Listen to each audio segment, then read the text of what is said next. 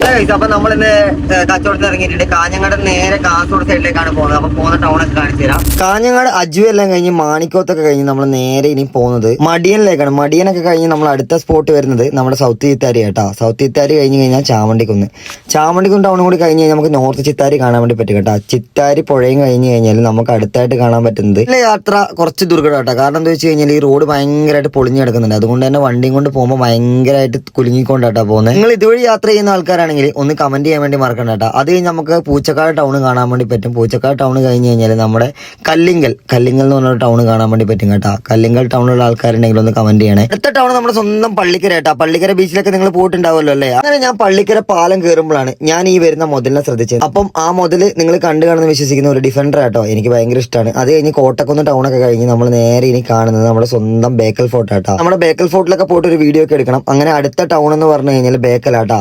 ബേക്കൽ ടൗണൊക്കെ കഴിഞ്ഞാൽ ബേക്കൽ പുഴ നമുക്ക് കാണാൻ വേണ്ടി സാധിക്കും. അടുത്തായിട്ട് നമ്മൾ കാണാൻ പോകുന്നത് തൃക്കണ്ണാട് കേട്ടോ. തൃക്കണ്ണാട് പോയ ചെറിയ വീഡിയോസും കാര്യങ്ങളൊക്കെ ഞാൻ കഴിഞ്ഞ വീഡിയോയിൽ അപ്ലോഡ് ചെയ്തിട്ടുണ്ടായിരുന്നു. എത്തി നമ്മൾ പാലക്കുന്ന് എത്തിയിട്ടുണ്ട്. ഞാൻ കഴിഞ്ഞ വട്ടം പാലക്കുന്ന് വന്ന് തിരിച്ചു പോയതുകൊണ്ട് ഇപ്രാവശ്യം ഉദുമ വരെ പോകാന്ന് വിചാരിച്ചിട്ട് അങ്ങനെ ഉദുമ എത്തി കഴിഞ്ഞപ്പോഴത്തേക്ക് നമ്മുടെ സാധനങ്ങൾ കഴിഞ്ഞു. ബാക്കി അപ്പം നാളെ